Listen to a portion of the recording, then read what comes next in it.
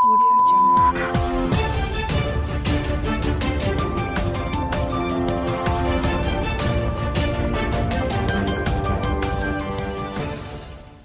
नमस्कार, ये रेडियो प्रज्ञा है। अब आप आर.के. भट्ट से प्रज्ञा टाइम्स सुनिए। पहले सुर्खियां।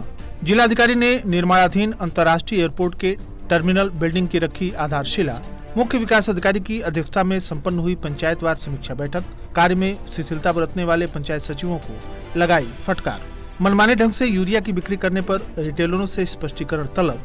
संतोषजनक स्पष्टीकरण न मिलने पर होगी कार्रवाई। शासन दिव्यांगजन को उपलब्ध कराएगा निःशुल्क मोटराइज्ड ट्राईसाइकिल।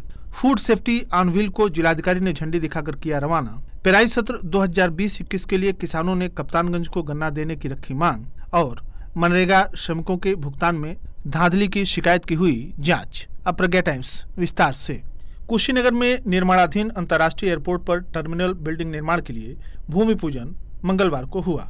जिलाधिकारी भूपेंद्र एस चौधरी एवं एयरपोर्ट अथॉरिटी गोरखपुर के डायरेक्टर ए.के. द्विवेदी ने संयुक्त रूप से इसके लिए भूमि पूजन किया और फाउंडेशन की नींव रखी। 100 दिनों में यह बनकर तैयार हो जाएगा। मुंबई की एक कंपनी जर्मन फैब्रिक मटेरियल इसका निर्माण कर रही है। एयरपोर्ट के नोडल अफसर ए.के. द्विवेदी ने फावड़ा चलाकर निर्माण कार्य का शुभारंभ किया। भूमि पूजन के बाद श्री द्विवेदी ने बताया कि टर्मिनल बिल्डिंग 4800 वर्ग मीटर एरिया में बनाई जाएगी। परिसर में मौजूद पुरानी टर्मिनल बिल्डिंग को डोमेस्टिक उड़ान के लिए प्रयोग किया जाएगा।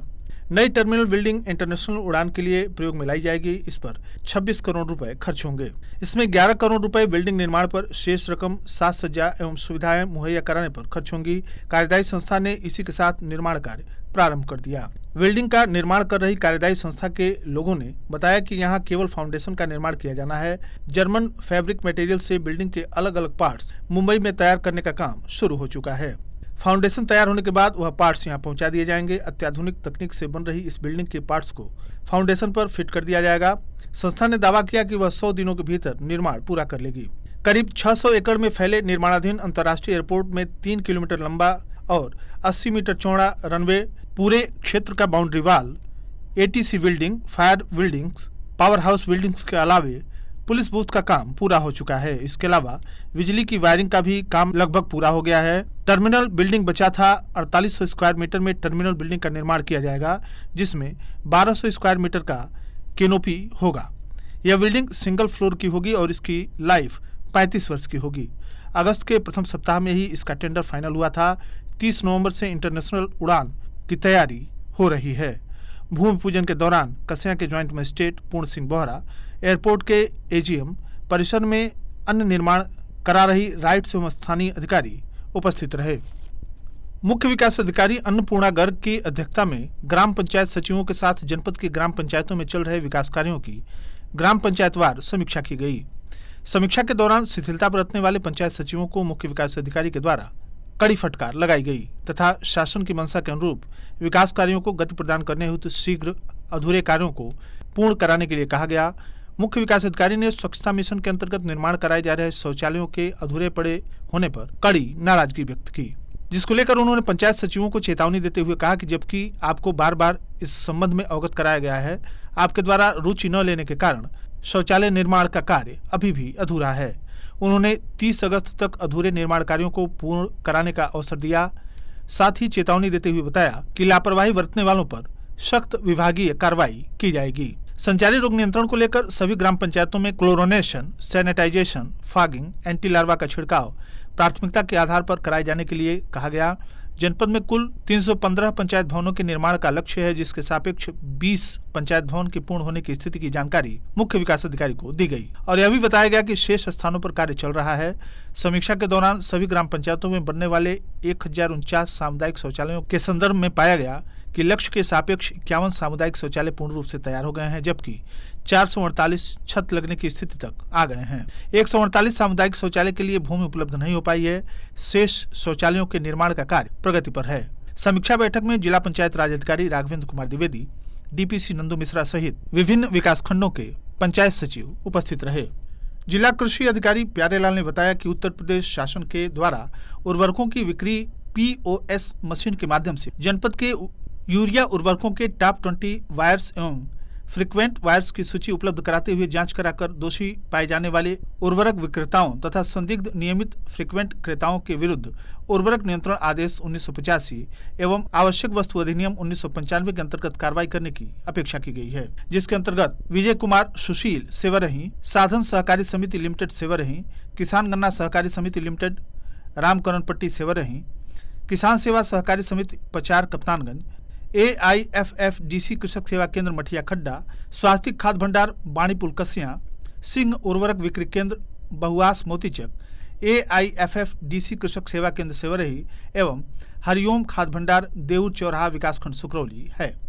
जिला कृषि अधिकारी ने उक्त सूची के अनुसार लोगों के द्वारा POS मशीन से अपने रिटेलर ID से नान आधार के द्वारा अधिक मात्रा में यूरिया की बिक्री की गई है एवं FMS के प्राविधानों को दरकिनार कर मनमाने ढंग से यूरिया की बिक्री की गई है, जिससे सत्यनिष्ठा संदिग्ध प्रतीत हो रही है, जो उर्वरक नियंत्रण आदेश का स्पष्ट उल्लंघन है। जिला कृषि अधिकारी ने उक्त सभी विक्रेताओं को निर्देशित किया कि उक्त के संबंध में अपना स्पष्टीकरण दिनांक 26 अगस्त तक समस्त साक्ष्य सहित कार्यालय जिला कृषि अधिकारी कुशीनगर में अनिवार्य रूप से जमा कर दें। स्पष्टीकरण उपलब्ध प्राप्त नहीं होने की अथवा संतोषजनक स्थिति नहीं पाए जाने पर उर्वरक विक्रय प्राधिकार पत्र निरस्त करते हुए रिटेलर ID को समाप्त करने एवं POS मशीन जब्त करते हुए उर्वरक नियंत्रण वस्तु अधिनियम के अंतर्गत प्रथम सूचना रिपोर्ट दर्ज करा दी जाएगी। जिला दिव्यांगजन सशक्तिकरण अधिकारी सुनहरी लाल ने बताया कि शासन के द्वारा दिव्यांगजन को निःशुल्क मोटराइज्ड ट्राईसाइकिल दिए जाने का प्राविधान किया गया है। उन्होंने बताया कि www.hwd.upHQ.in वेबसाइट पर इच्छुक दिव्यांगजन निःशुल्क मोटराइज्ड ट्राईसाइकिल हेतु आवेदन कर सकते हैं। जिला दिव्यांगजन सशक्तिकरण अधिकारी ने बताया कि उत्तर प्रदेश शासन के द्वारा ऐसे दिव्यांगजन जो muscular dystrophy, stroke, cerebral palsy, haemophilia आदि से ग्रसित या कोई व्यक्ति उपयुक्त की भांति शारीरिक स्थिति में हो, उसकी दृष्टि अच्छी हो, मानसिक स्थिति अच्छी हो, कमर के ऊपर का भाग स्वस्थ हो, मोटराइज्ड ट्राईसाइकिल पर बैठकर अपने हाथों से उपकरण का संचालन करने में सक्षम हो और मुख्य चिकित्सा अधिकारी के द्वारा 80% दिव्यांगता प्रमाणित की गई हो, को निःशुल्क मोटराइज्ड ट्राईसाइकिल उपलब्ध कराने का प्रावधान किया गया है। उन्होंने बताया कि इस योजना के लाभ हेतु दिव्यांग की आयु 16 वर्ष या उससे अधिक हो एवं उसके परिवार की वार्षिक आय ₹1,80,000 से अधिक न हो। उन्होंने बताया कि हाई स्कूल या उच्चतर कक्षाओं में अध्ययनरत दिव्यांगजन को वरीयता दी जाएगी। इस योजना के तहत प्रथम आवक प्रथम पावक के सिद्धांत पर लाभान्वित किया जाएगा। उन्होंने बताया कि ऐसे इच्छुक एवं पात्र दिव्यांगजन निवास, जाति, आय प्रमाण पत्र तथा विद्यार्थी वर्ग हाई स्कूल उच्चतर शिक्षा या शैक्षिक प्रमाण पत्र, दिव्यांगता दर्शाता हुआ पासपोर्ट साइज नवीन फोटो के साथ मोबाइल नंबर सहित अपना आवेदन पत्र ऑनलाइन करावें। तत्पश्चात हार्ड कॉपी संलग्न करते हुए जिला दिव्यांगजन सशक्तिकरण अधिकारी कार्यालय विकास भवन कक्ष संख्या 14 में जमा करें। जिलाधिकारी भूपेंद्र एस चौधरी ने कलेक्ट्रेट परिसर से फूड ऑन व्हील वाहन को हरी झंडी दिखाकर रवाना किया। उन्होंने रवानगी से पूर्व वाहन के अंदर की व्यवस्थाओं, लैब की जानकारी लेने के पश्चात बताया कि FSW के माध्यम से जागरूकता एवं प्रशिक्षण कार्यक्रम तथा सर्विलांस संबंधी कार्रवाई की जाएगी।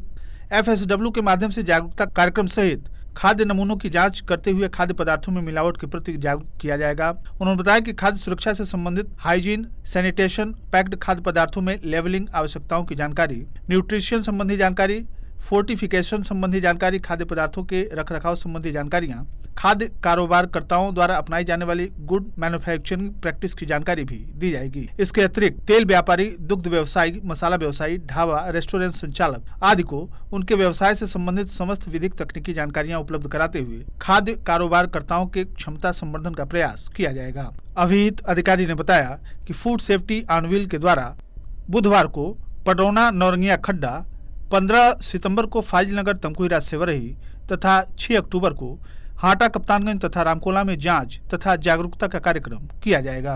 पेराई सत्र 2020-21 के गन्ना पेराई के लिए सहकारी गन्ना विकास समिति लिमिटेड बोदरवार क्षेत्र के किसानों ने अपना गन्ना कप्तानगंज चीनी मिल को देने की मांग उच्च अधिकारियों से की है। उनका कहना है कि हम लोग दशकों से अपना गन्ना कप्तानगंज को देते आए हैं और वहीं से हमारे क्षेत्र में गन्ना विकास कार्य भी कराया जाता है।